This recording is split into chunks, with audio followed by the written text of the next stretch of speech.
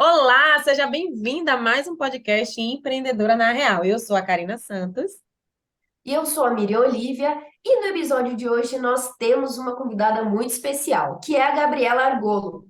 Qual que é o tema do nosso podcast de estreia da segunda temporada? É negligenciar rotinas financeiras custa caro e quebra uma empresa.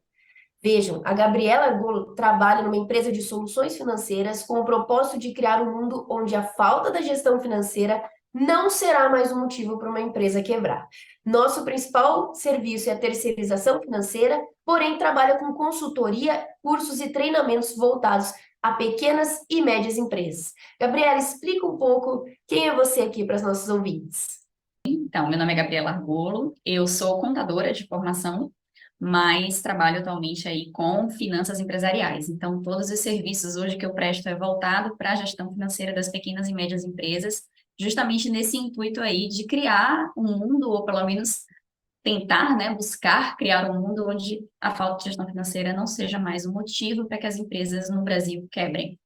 Então, a gente estamos em busca aí dessa solução para as pequenas e médias empresas, para os empreendedores, principalmente para aqueles que não têm um conhecimento técnico na área, que têm uma certa dificuldade ali, né, de tratar as finanças e que está na correria aí do dia a dia e que precisa de um apoio, precisa de uma ajuda. Então, a minha empresa e eu estamos aqui para isso, para ajudar esses pequenos e médios empreendedores a não quebrarem, não fecharem as portas por falta de gestão financeira, que é uma das principais razões que levam uma empresa a falir, a quebrar, a fechar as portas e acaba e com o sonho, né, dos empreendedores.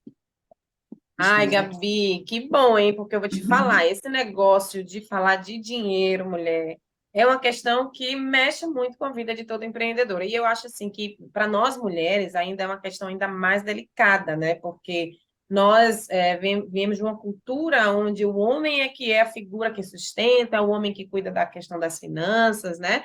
Da organização financeira, da gestão financeira da família. Então, querendo ou não, a gente vai reproduzindo isso para os nossos negócios, muitas vezes, e a gente vai poder conversar um pouquinho sobre isso, porque eu quero muito que você, através dessa entrevista, possa ajudar essas mulheres que Uhum. muitas vezes veem nas finanças, né, um grande problema, tem muita dificuldade de se organizar, mas antes da gente começar a falar um pouquinho sobre isso, eu queria saber assim, por que que você escolheu atuar com esse público, né, dos empreendedores, pessoas assim que você entende que precisam desse serviço. Eu queria entender um pouquinho dessa luta, porque assim, enquanto contadora, né, a gente sabe que tem várias frentes de Uhum. trabalho aí que você poderia atuar.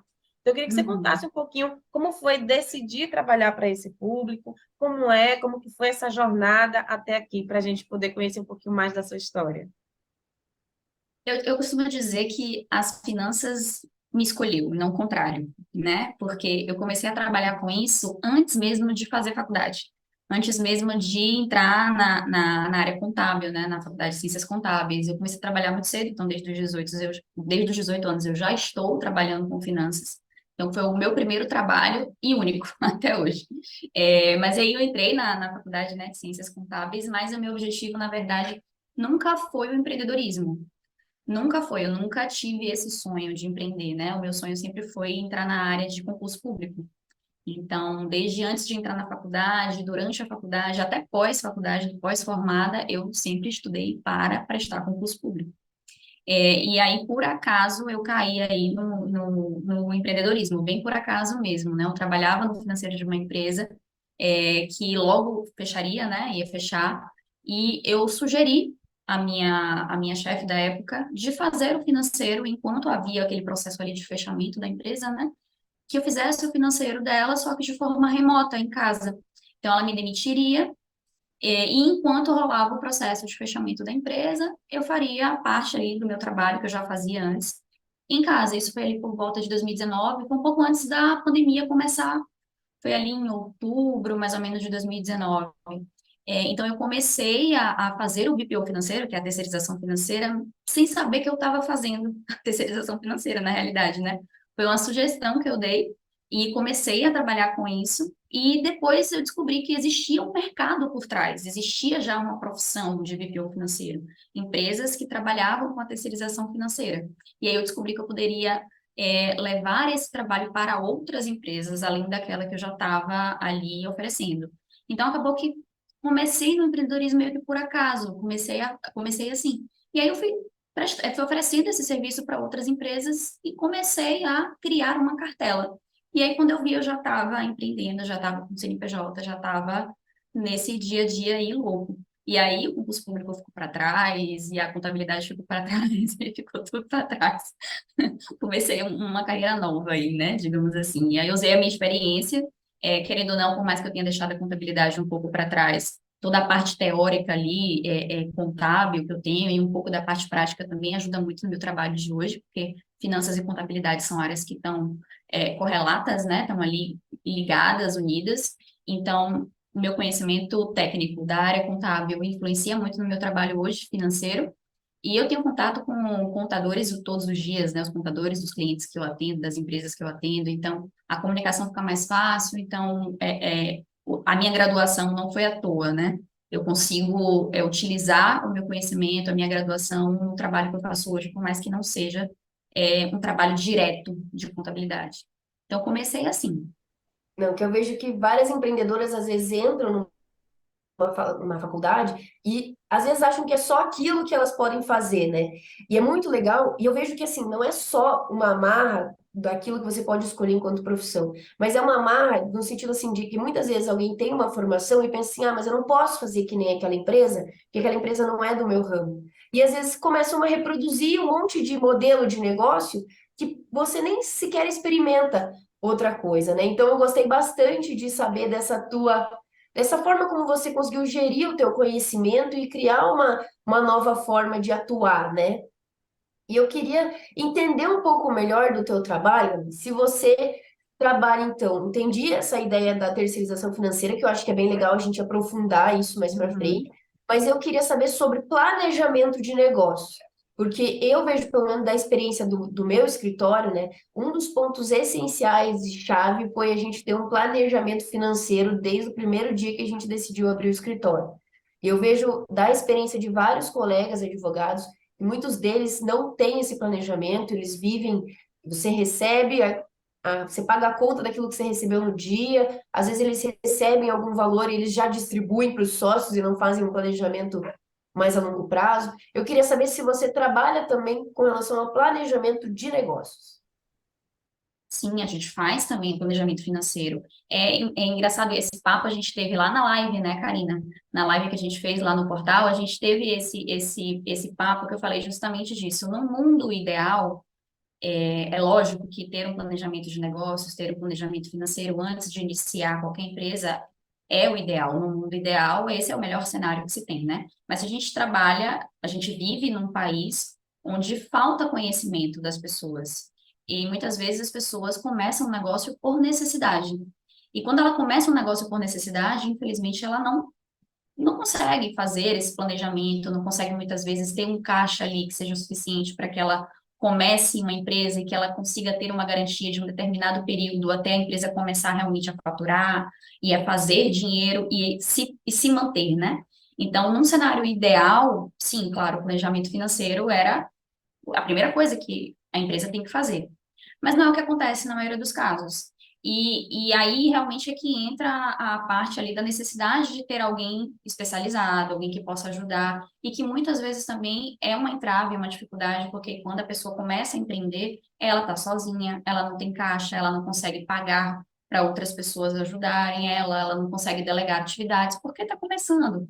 E ela acaba fazendo tudo e muitas vezes faz tudo sem um conhecimento profundo daquilo que ela está fazendo. Então, ela vai meio que no feeling ali da coisa, né? Vai trocando o pneu com o carro andando. Então, a gente trabalha, assim, com essa parte de planejamento financeiro, mas eu confesso a você que essa não é a principal procura, justamente por conta dessas situações, por ser ali, né, tá começando, não tem caixa suficiente para isso, tá na necessidade, precisa trabalhar, encontrou ali um jeito de fazer dinheiro e aí começa de qualquer jeito mesmo, aí depois eu vejo, depois eu arrumo, depois eu procuro alguém, e aí nessa também existe o problema, né? Que depois eu vejo e não vê nunca. Vai empurrando ali com a barriga, vai fazendo da forma que dá.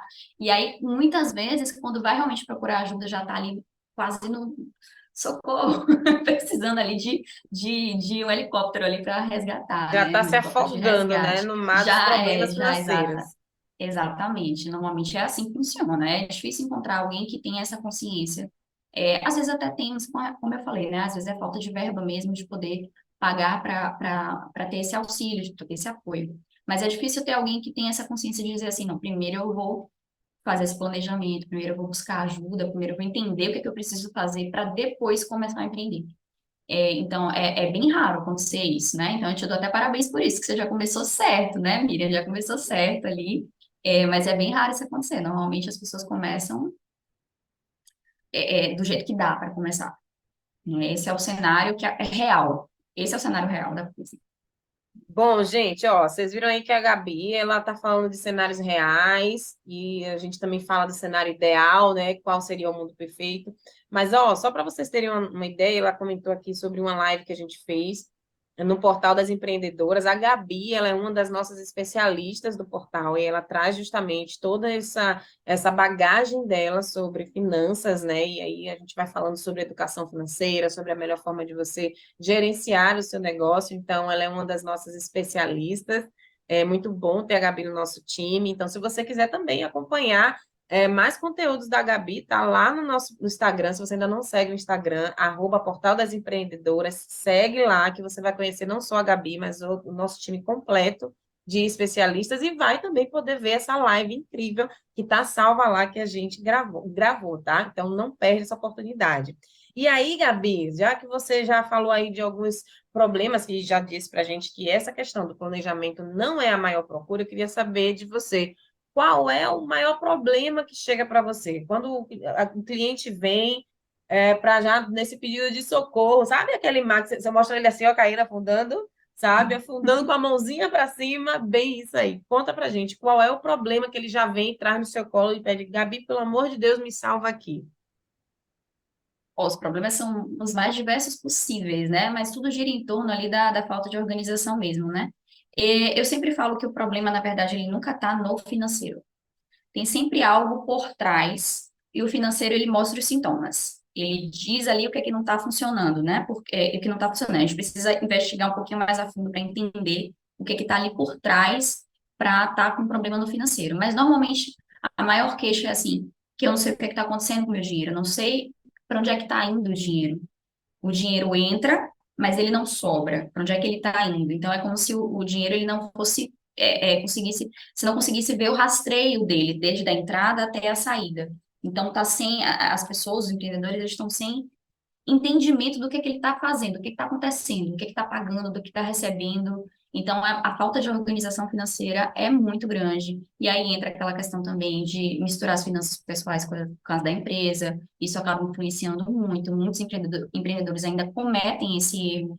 E é assim, é bem complicado, porque muitas vezes, principalmente no início, eles acham que não tem problema, que está tudo bem. Só que os, os, os, os resultados dessa prática, eles vão vir a longo prazo, né? Quando você percebe, o buraco já tá grande, o balde ali já está vazando muito, e aí para você conseguir recuperar aquilo ali leva um tempo, é mais complicado, é mais difícil.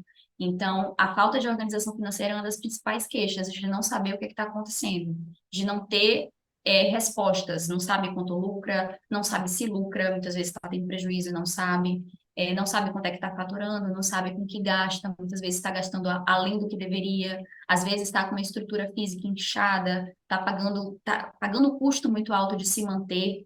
Então, todas essas questões financeiras ali são sensíveis, né? Porque acaba influenciando muito o negócio, principalmente se é uma empresa que precisa comprar mercadoria para revender.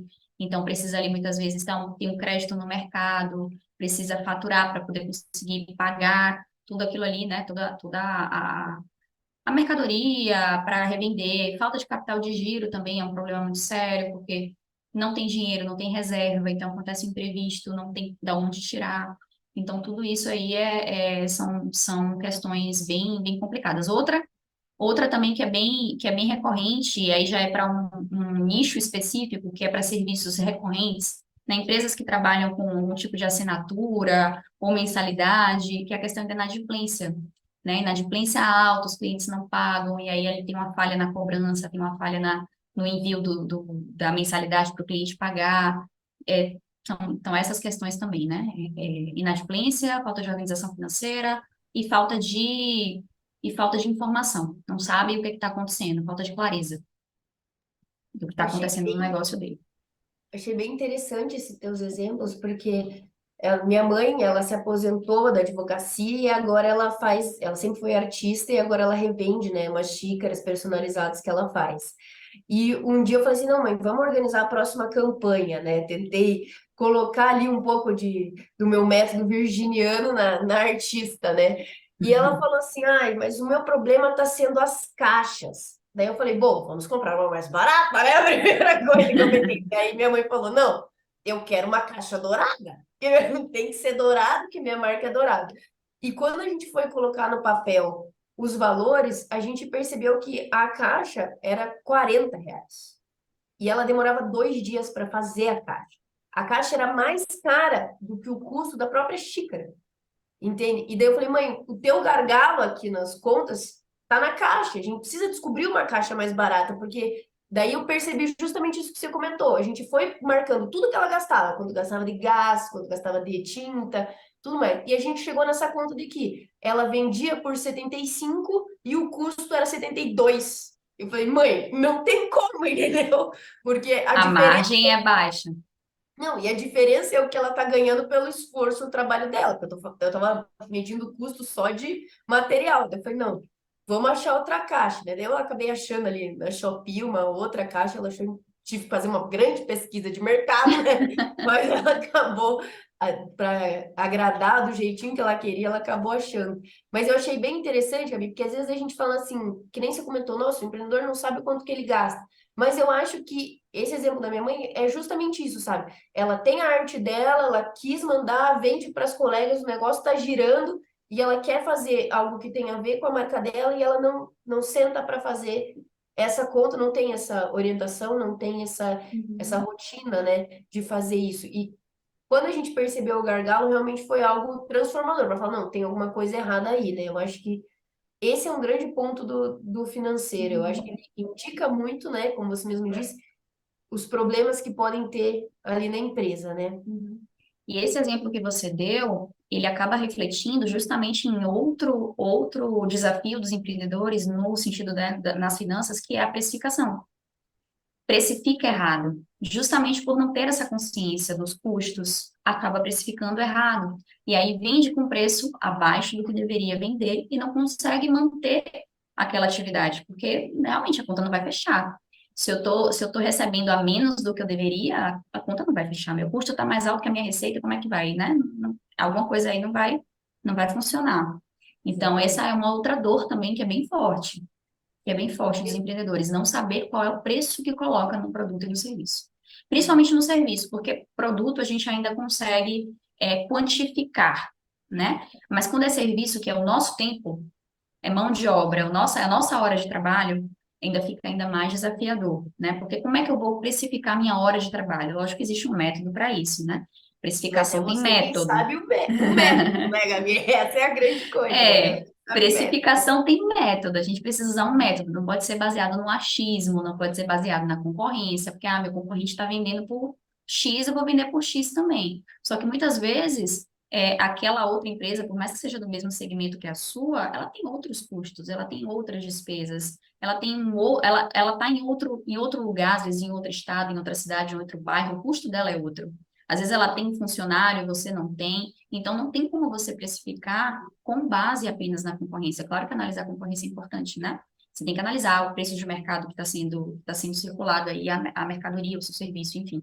Mas você tem que ter um método de precificação também avaliando os teus custos, avaliando a sua hora, o seu tempo, a hora do seu time, da sua equipe, se você tiver.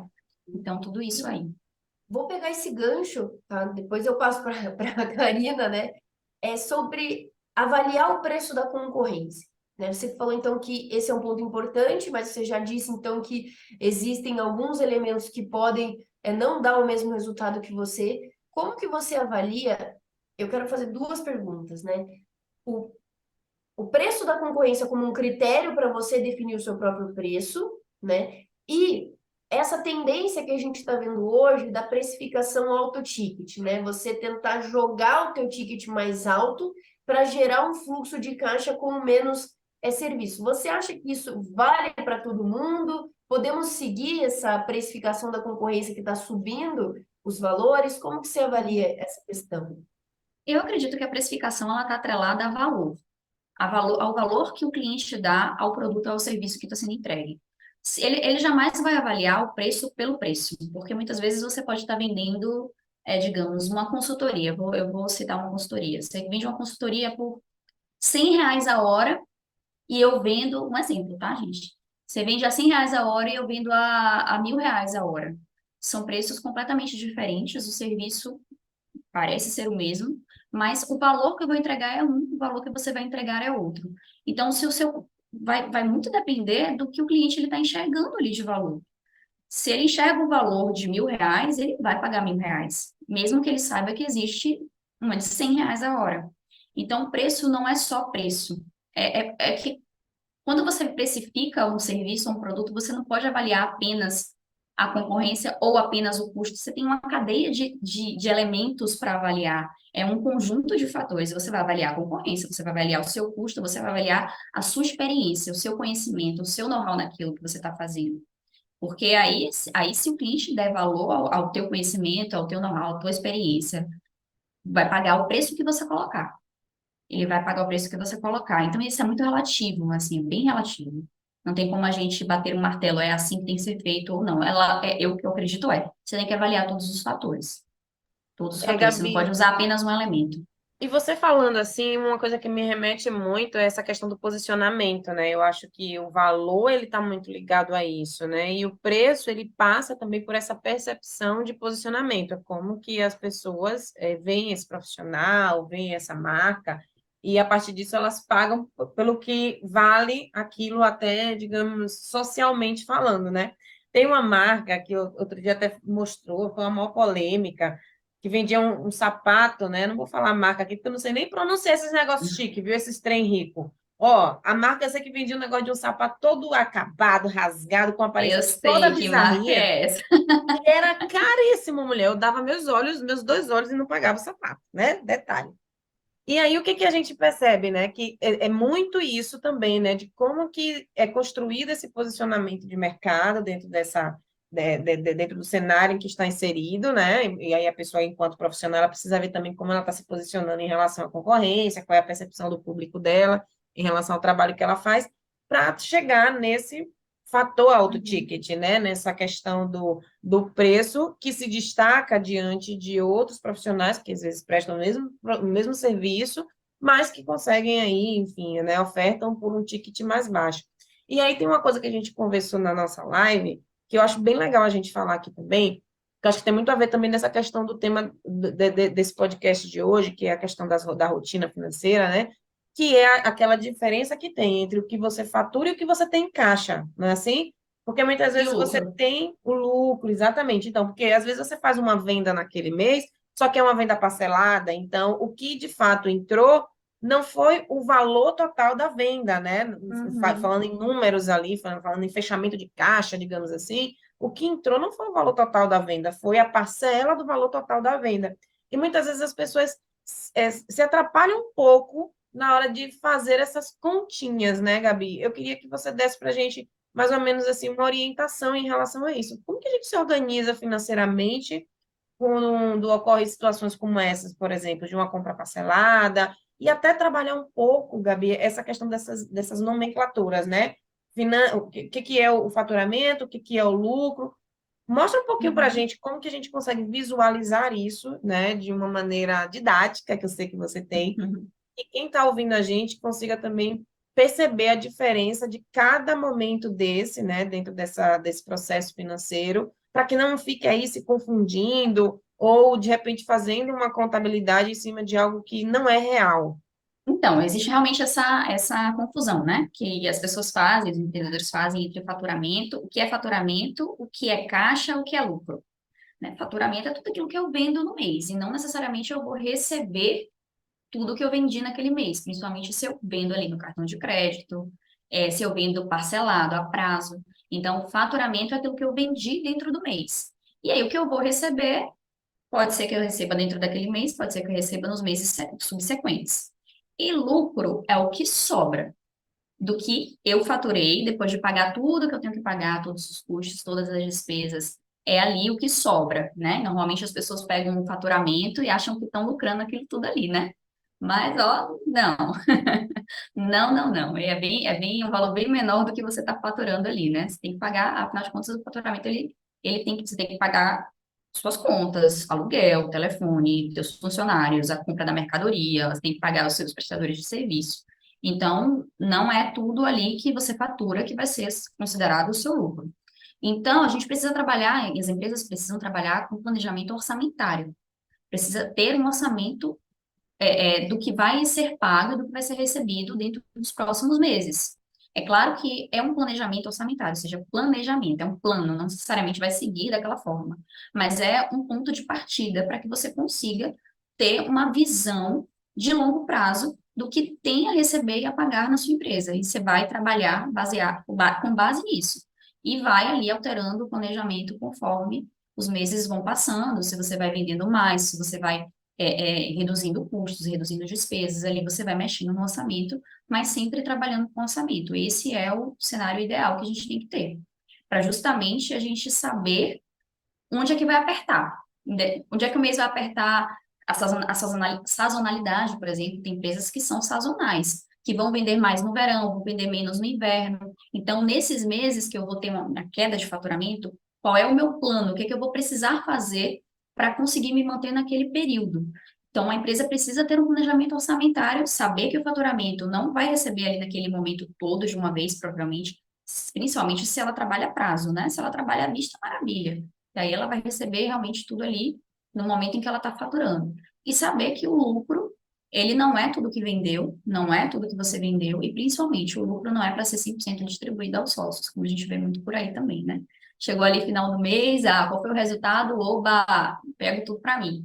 Não é bem assim que funciona, né? Existe uma regrinha aí que a gente tem que destinar o que sobra ali, tem uma regrinha ali um percentual para cada área. Então, não é só distribuição aos sócios, a gente precisa reinvestir na empresa para que a empresa continue crescendo, a gente precisa destinar uma parte ali para a nossa reserva, uma reserva financeira, para justamente ali ter uma segurança nos momentos de sazonalidade, no momento de baixo faturamento, no momento que a gente perde um contrato, no momento que a gente passa por uma crise econômica forte que afeta o nosso faturamento, a gente precisa ter uma sobra para justamente nos dar a segurança, né? Eu falo que a nossa reserva de segurança é o nosso seguro financeiro, a gente precisa ter ali aquela reserva, justamente para não passar sufoco, não passar por aperto, né? Como a gente viu aí muitas empresas passando na época da pandemia, muitas fecharam as portas, outras conseguiram se reinventar, né? Conseguiram faturar até mais em alguns casos. Sempre nas crises, sempre tem alguém que sai ganhando, né?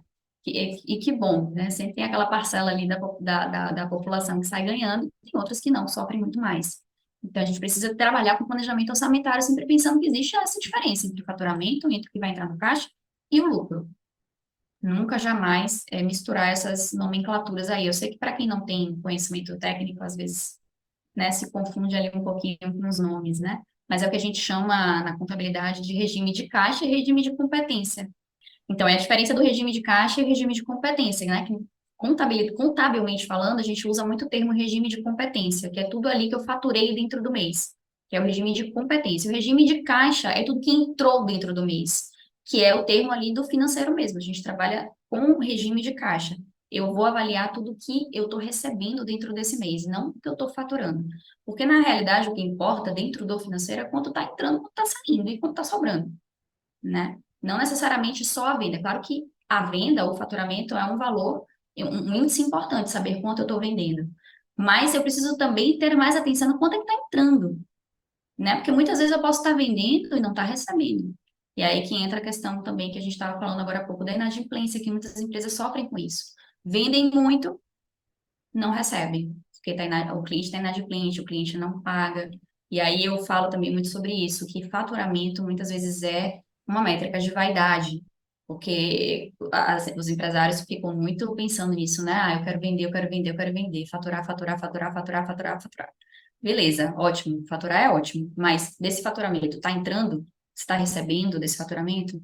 E desse faturamento, você está conseguindo pagar as contas ou será que você está com um custo muito maior do que está faturando? Uma despesa maior do que está faturando? Então, será que realmente o meu olhar ele precisa ser só para venda? Não é só para venda. Eu tenho que avaliar outros fatores também, porque se eu fico só pensando no que eu estou vendendo e só me importando com isso e não com o resto, eu posso estar vendendo muito, 1 milhão. Mas se eu estiver pagando dois,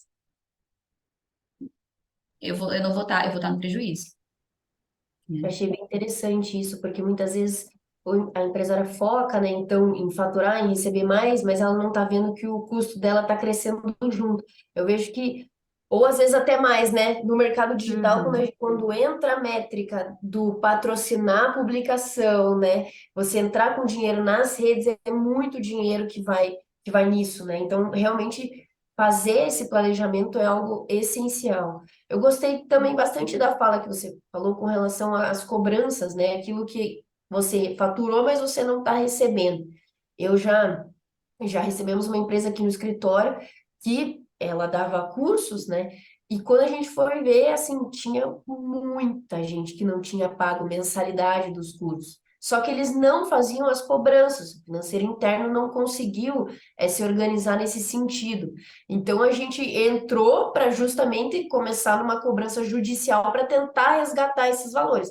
Mas o problema é que quando esse problema se acumula dentro do financeiro interno, algumas contas já prescreveram e a gente não consegue cobrar mais, sabe? Então eu achei bem legal. Eu queria perguntar para você, Gabriela, como é que você dialoga com o financeiro interno, sabe? Porque você comentou, muitas empresas têm uma contabilidade interna. Como que você faz esse diálogo sem parecer que você está sendo uma concorrente, né? Porque às vezes o próprio empresário que vai te contratar, ela fala assim, mas para que eu vou contratar se eu já tenho um financeiro interno, sabe? Como que você trabalha com essa posição que já tem interno e você trabalhando terceirizado, né, externamente? Não, nesse caso, a terceirização financeira, quando a gente entra, normalmente a empresa não tem um financeiro, né? Normalmente ela não tem um financeiro, ou o financeiro que tem ali é uma pessoa que está fazendo, não tem uma experiência para fazer, não tem ali um conhecimento, ou não está conseguindo gerir da forma que deveria, né? O contato que eu tenho direto é com os contadores, com a contabilidade dessa empresa. E normalmente o contador gosta quando a gente entra para fazer o financeiro, porque ajuda muito eles, né? Porque eles precisam dessas informações, das informações financeiras da empresa, para que eles possam fazer o trabalho deles, fazer ali a apuração dos impostos, fazer ali a escrituração dos lançamentos, fazer as demonstrativos contábeis, né? O balanço e etc. Então, eles precisam dessas informações e muitas vezes eles encontram dificuldades porque a empresa não faz o financeiro, a empresa não tem financeiro, a empresa está desorganizada. Então, é ótimo quando tem um setor financeiro terceirizado, muitas vezes é bom por conta disso. A gente consegue dar esse suporte para que a contabilidade tenha essas informações e consiga fazer o trabalho delas. Então, graças a Deus, a gente não tem nenhum problema com nenhum parceiro de contabilidade, nenhum escritório de contabilidade que faz esse serviço, que presta esse serviço de contabilidade mesmo para os clientes que a gente atende. Graças a Deus, não. Muitas vezes o que pode acontecer é que a gente, dentro da empresa que a gente atende, não tem o financeiro, mas tem às vezes alguém que dá o suporte, que faz a ponte entre a empresa e a gente, né? Às vezes a gente precisa de informações, então tem alguém lá dentro que dá esse suporte, né, de ajudar a gente. Mas essa questão que você falou da cobrança é um problema realmente do financeiro. Ali a empresa está fazendo as vendas de mensalidade, vendas a prazo, e não está controlando essas entradas, esse retorno, né, esse recebimento. E aí vai acabando, vai deixando passar, e é o que você falou, passou um tempo, muitas vezes já era, a gente não consegue mais reaver aquele valor lá. Então, é muito comum isso acontecer, é muito comum mesmo, muito comum. A gente já pegou aqui alguns casos bem críticos, e a gente tem bons resultados quando a gente começa a fazer esse trabalho de organizar, entender o que está acontecendo e começar a fazer essas cobranças. Muito legal ver que o seu trabalho vem para somar nas empresas, né? E não criar alguma intriga ou algum problema, né? Não, com certeza. A gente vem para ajudar, para resolver o BO. Ai, Gabi, eu estava aqui, enquanto você foi falando aí, eu estava imaginando, né? Quantas empresas muitas vezes negligenciam o financeiro porque acham que porque é uma empresa pequena ou que é uma autônoma, né, uma prestadora de serviço, não tem que fazer esse controle, não precisa fazer esse controle, e acha que isso é muito absurdamente caro de se investir, né? E quando, na verdade, não para pensar que pode ser muito mais caro ainda não ter essa pessoa que faça esse serviço, né? Que dê esse suporte. E aí eu estava aqui pensando como que isso ocorre hoje. Por exemplo, uma pessoa, uma empresa muitas vezes não tem um setor financeiro, mas ela pode ter ali um estagiário, ela pode ter ali um prestador de serviço, ela pode ter ali um assistente que faça essa ponte, né, com você, com o serviço de contabilidade, que dê esse suporte, né, que ajude a empresa a se organizar financeiramente, na verdade, não necessariamente ela precisa de um analista financeiro ou contratar talvez uma empresa diretamente, mas às vezes ter ali um profissional que cuide de toda essa estrutura, né, dependendo do tamanho da empresa, pode atender a essa demanda, né? Aí eu queria que você explicasse assim um pouquinho para a gente. Existe hoje um parâmetro de um profissional hoje para contratar uma empresa que cuide do financeiro ou que ela simplesmente contrate um profissional? Porque existe uma diferença, né? Uma estrutura de uma empresa e a estrutura de um profissional que possa cuidar disso, né? Pelo menos assim, eu entendo que acaba existindo essa diferença. Mas aí é você que vai me dizer, tá? Que tamanho a empresa precisa ter, né? Em grossas palavras, que tamanho a empresa precisa ter para ela ter hoje ou um profissional cuidando disso ou uma empresa cuidando disso? Olha, eu acredito que financeiro tem que ter sempre, né? Um setor financeiro você tem que ter sempre. Você começou a abrir, abrir o CNPJ, começou a funcionar, você precisa ter um setor financeiro. Até porque, como a gente falou na live, a gente vai estar trazendo vários assuntos da live. Como a gente falou na live, quando a gente começa desde pequeno, é muito mais fácil. Porque à medida que a empresa vai crescendo, a complexidade vai aumentando. O número de atividades vai aumentando, o número de informações vai aumentando. E aí, se você começa, depois que ela já tem ali uma estrutura, um determinado tamanho, fica mais complicado. Não é impossível, mas fica mais desafiador você conseguir controlar e organizar. Então, se você já começa desde que você começou, desde que abriu a empresa, pequenininho ali, é mais fácil. À medida que você vai crescendo, você vai conseguindo controlar de forma né, mais certinha, assim, mais tranquila, sem grandes dificuldades. É claro que ali no início você vai dar conta, né? Se espera que dê conta, né? Vai fazendo ali da forma que você acredita ser importante, ser mais necessário. Eu acredito que, assim, você começou a contratar pessoas, você começou a ver que o seu faturamento está crescendo, você começou a ver que você não está tendo mais tempo para suprir todas as demandas, já é interessante você começar a pensar em terceirizar isso, né? Hoje a gente trabalha aqui com planos, né? A gente está trabalhando com planos, então a gente tem um plano básico, intermediário e avançado. Então, se, por exemplo, você pega um plano básico, você vai pagar um valor que cabe no bolso, que você consegue ali já ter uma organização mínima. Você não precisa muitas vezes ir ali para o avançado, onde você vai ter um analista, onde você vai ter um consultor, é aquilo que você falou, né? Você não, talvez o tamanho de empresa não seja necessário toda essa estrutura. Mas se você tiver ali alguém que vai te dar um apoio, uma assistência financeira, um assistente financeiro para que te ajude ali a controlar, já está de bom tamanho. Já é muito bom para você começar. À medida que você vai crescendo, que você vai aumentando a complexidade, vai aumentando a demanda, e aí você vai passando para os outros planos, você vai ter, né, um operador, um consultor, um analista, e aí vai conseguir ter um apoio ainda maior. Então, eu acredito que, assim, começou a perder tempo, faltar tempo, está na hora já de começar a pedir ajuda. Porque senão é o primeiro setor que você deixa para trás. Começou a apertar, você começou a ficar sem tempo, vai ser o primeiro setor que você vai deixar para trás. É o financeiro. Depois eu faço. Ah, depois eu vejo. Ah, depois eu olho. Depois eu abro aqui a planilha e coloco. Quando você vê, o depois já passou um ano e meio, e aí quando você vai ver, tá tudo uma confusão só. Você já não sabe mais o que é o quê. É. E até para controle, né, não só dos recebimentos, mas tem uma empresa que a gente trabalha que eles contratam muito prestador de serviço. Não é nem tão empregado, né, mas eles contratam prestador. E é assim, é fluxo de dinheiro muito, porque eles precisam sempre estar pagando prestador, daí recebe da obra, gerencia isso.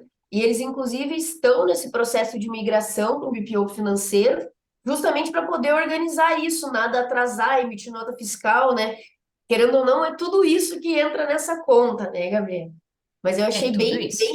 bem relevante a tua fala do momento em que a gente tem que olhar para finanças, né? quando a Karina falou assim, que às vezes a gente vai contratar uma pessoa que vai ajudar a gente, né, a organizar as contas financeiras, sim, eu acho que um dos pontos essenciais é porque talvez o financeiro venha para facilitar os teus investimentos. E quando você falou da diferença do lucro, né, daquilo que a gente tem de custo e distribuição, enfim, às vezes a gente esquece do valor que a gente precisa para o investimento na empresa, que é aquilo que vai fazer ela crescer e no final das contas a gente Uhum. ganhar mais, né? Esse investimento, essa reserva, às vezes são coisas que se esquecem. Eu sei porque no mês retrasado eu falei, não, tá na hora de aumentar a meta, né? Porque aqui é no chicote, aqui no escritório, né? E daí eu falei, cara, tem alguma coisa errada, porque a meta que eu tinha estipulado estava quase no custo pro escritório, entendeu? Hum. Contando tudo. Falei, cara, tá faltando dinheiro para reserva e investimento, sabe? E eu falei, nossa, eu preciso mudar isso, vamos aumentar mais ainda a meta. Ficou É, nesse sentido. dentro do planejamento orçamentário, que eu estava falando agora há pouco, o investimento ele também tem que estar dentro do planejamento orçamentário. Quanto que eu vou investir? Quanto que eu vou deixar de reserva? Isso também tem que estar dentro do planejamento orçamentário, e realmente essa é a parte que é deixada para lá, é deixada de lado. As pessoas não param para pensar nisso. É isso Mas, mesmo. Gabi, eu queria que você trouxe, claro, tá sendo uma aula, né? Tudo que você tá falando, a gente tá olhando assim, que a gente tá pensando, será que eu faço isso? Será que eu entendi isso, né?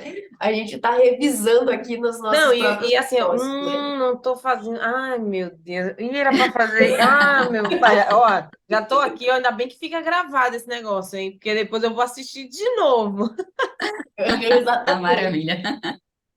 Mas eu acho que você tá na hora do nosso insight, sabe? Eu sei que durante a nossa aula aqui que a gente está tendo com você, a gente está pegando vários insights, mas se você puder escolher um que a nossa empresária poderia aplicar agora no negócio dela, sabe? A gente tem aqui acompanhando a gente empresárias de diversos níveis, mas a gente sempre tem a preocupação financeira, que eu vejo que é sempre o que leva a gente para frente no nosso negócio.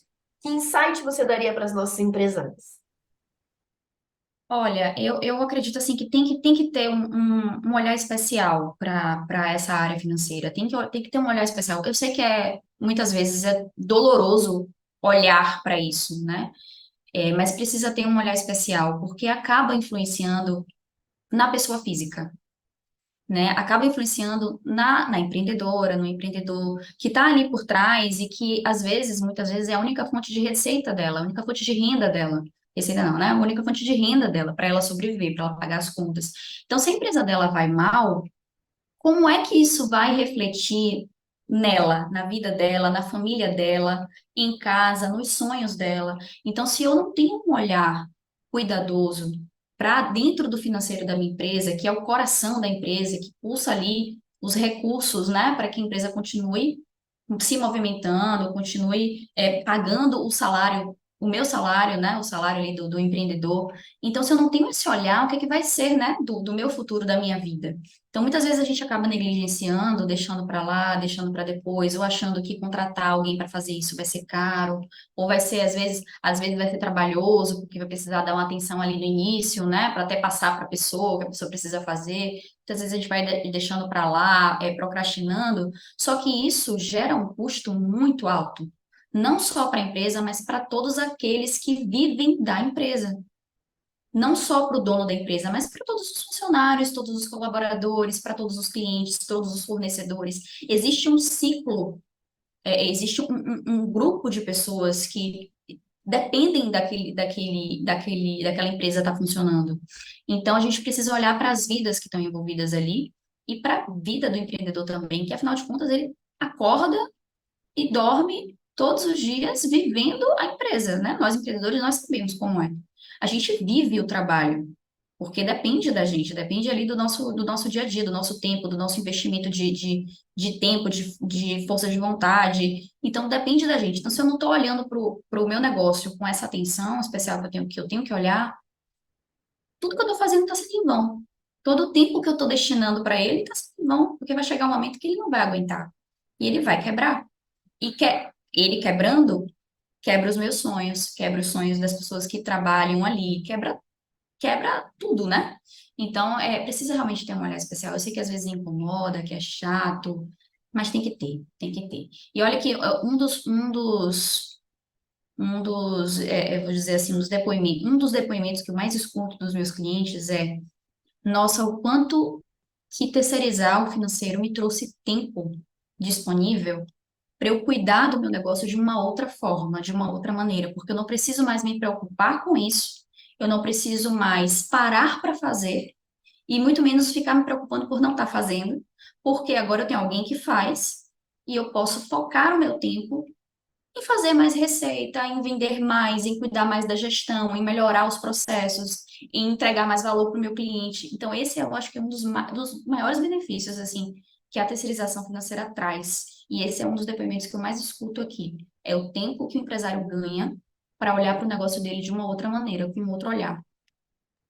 Gabi, que insight maravilhoso, viu? Enquanto Hum. você ia falando aí, eu estava percebendo o seguinte, que a gente, enquanto empreendedora, né, enquanto empresária, a gente trabalha muito, a gente se dedica muito para o negócio dar certo, de uma forma que a gente muitas vezes esquece que não é só a gente para o negócio, né? Mas é o negócio também para a gente. É como você falou, se o negócio ele não estiver funcionando financeiramente, ele não estiver gerando esses frutos que a gente precisa que ele gere, a gente mata a empreendedora, né?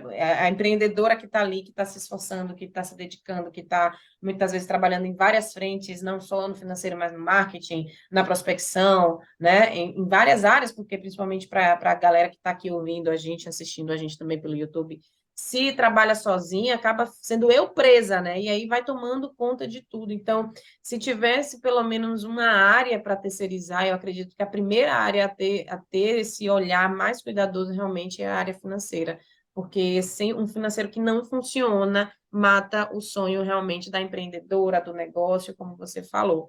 Então, não é só a gente se dedicar para o negócio, mas entender que esse negócio também nos serve. Se ele para de nos servir, a nossa função enquanto empresária, ela deixa de fazer sentido, né? Então, foi Uhum. incrível esse insight, né? Para levar para esse lugar mais emocional também, eu acho importante a gente olhar dessa forma, porque às vezes a gente no campo do dinheiro, né, das finanças, a gente fica muito ali naquela camada racional, porque tem que fazer, tem que, Uhum. né, cuidar e tem que somar e não pode ter que bater certo e tal. Mas eu acho que pensar também nessa outra camada mais emocional, onde você começa a olhar para os seus sonhos, pelo motivo que te fez começar, por toda a jornada, pelos seus sacrifícios que muitas vezes a gente faz, eu acho que aí a gente começa a sentir esse incômodo de dizer, eu preciso olhar um pouco mais para isso, eu preciso ser mais amiga do financeiro e menos resistente a esse movimento, né? Então, muito obrigada por esse insight, viu? Exatamente, a gente tem que ter esse olhar. Eu Com até, carinho, tem que olhar com carinho. é verdade. Eu acho que eu fiquei até com uma ideia de, quem sabe, um novo convite, uma nova live, a gente focar nas empresárias que se encontram em momentos de dívida, que é aquela coisa, né? Você não olha para o teu financeiro porque você tem medo dele. Então, fica, Maravilha, Mi. eu acho que é um bom tema para uma próxima oportunidade, porque daí a gente consegue trabalhar justamente isso. Eu falo bastante aqui no escritório, quando a gente vai fazer o jurídico de uma empresa, a gente fala, o empresário, ele tem que focar a cabeça e a energia dele para o negócio dele. As outras coisas paralelas, como o jurídico, deixa com a gente. Então, eu vejo que com você é a mesma coisa. Olha o quanto de Uhum. alívio que dá para aquela empresária para inovar, para criar e até para ter um fôlego de investimento, sair de uma situação muitas vezes que às vezes estava ruim ou que ela não compreendia por causa do seu trabalho, né, Gabi? Então, muito obrigada pela tua presença. É uma honra ter você aqui com a gente. Estamos cheios de borbulhando ideias aqui. Obrigada, obrigada pelo convite. Adorei participar, adorei falar sobre isso. Eu amo o que eu faço, amo o meu trabalho. Eu acho que sim, ajuda muitas empresas aí a prosperarem. E estou aberta a novos convites. Achei essa ideia do tema das dívidas maravilhosa. Eu acho importantíssimo falar sobre isso, né? Porque tem técnica também para poder quitar a dívida, para negociar, para Opa! lidar. Tem técnica para tudo aqui. Conhecimento é isso, né? Conhecimento é isso. Exatamente. E aí eu tô aberta, vamos marcar com certeza. Adorei participar, obrigada pelo convite. Espero que todas as empresárias aí que estão assistindo gostem do conteúdo e consigam aí colocar alguma coisa em prática, nem que seja aí para terceirizar, contratar o financeiro aí, para poder cuidar das finanças dos negócios delas, né? É isso aí, Gabi. Ó, muito obrigada. A gente que agradece, né, principalmente pela essa parceria sua aqui no Portal das Empreendedoras, enquanto especialista na área de finanças. A gente encontra você aonde, Gabi? Em que Instagram a gente encontra você e a Panorama? Tem o Instagram da Panorama mesmo, que é Panorama Financeiro, Panorama com dois N's, @Panorama Financeiro com dois N's, e no meu também, que é Gabriela Argolo, Argolo com dois L's. Me encontra lá nas duas redes e tem o nosso site também, panoramafinanceiro.com.br, e fiquem à vontade aí para entrar em contato. Vocês estão vendo que o negócio é abundante, né? Dois N's, dois L's, a coisa aqui é com É sobra. verdade. Bola na gordurinha aqui, que sobra o negócio aqui. A Karina, ela já traz uns significados, entendeu? Os dois L's, os dois N's pode ser justamente a prosperidade que a Gabi vai Prosperidade. depende dela, Com toda entendeu? explicação, criado. Não tem que ter explicação, entendeu? Essa duplicidade aí é abundância, né? A gente chama Adorei, de adorei, vou pegar para abundância. mim essa explicação. Ai, gente, que delícia, né? A gente Não. retomar essa segunda temporada aqui do nosso Empreendedora na Real. Esse foi mais um episódio. Espero que você esteja curtindo muito esses episódios. Se você não assistiu, não ouviu nenhum, vai lá no histórico da gente. A gente está no YouTube, no Portal das Empreendedoras. Estamos também no Spotify, no nosso podcast aqui, Empreendedora na Real. Então, acompanhe, segue a gente. Se você ainda não conhece o nosso Instagram, vai lá no @Portal das Empreendedoras e segue o nosso Instagram. Estaremos eu, a Miriam, a Gabi também lá, disponível para você com conteúdos e, é claro, né, tudo aquilo que a gente pode entregar para que você possa ter a sua jornada empreendedora, sua vida empreendedora com resultado, empreendendo naquilo que realmente você ama fazer, tá certo? Gabi, mais uma vez, muito obrigada por aceitar o nosso convite, é muito bom, é um prazer tê-la no nosso time de especialistas, e que venham outras lives e que venham outros podcasts para a gente falar aí sobre dinheiro, finança, mentalidade financeira, construção de riqueza, abundância e duplicidade aí, para que a gente Amém, possa amém, amém. cada vez mais ter resultado, tá bom? Muito obrigada, gente. Muito obrigada pelo convite. Adorei participar. Mi, mais uma vez, estamos juntas em Muito obrigada. segunda Tamo temporada junto. e vamos com tudo, porque tem muita mulher incrível, muita história na real aqui para a gente contar, né, Mi? Aguardamos vocês nos próximos episódios e até a próxima. É isso aí, gente. Um grande beijo e até o próximo episódio. Tchau, tchau.